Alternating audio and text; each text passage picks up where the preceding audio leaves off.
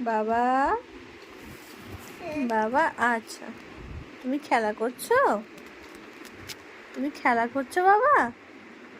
খেলু খেলু করছো? গণেশ দাদার সাথে খেলু খেলু করছো? এটা কে? কে তা? গণেশ দাদার হাত খায় না বাবা। গণেশ দাদা এটা? এটা আচ্ছা, এটা গণেশ দাদা।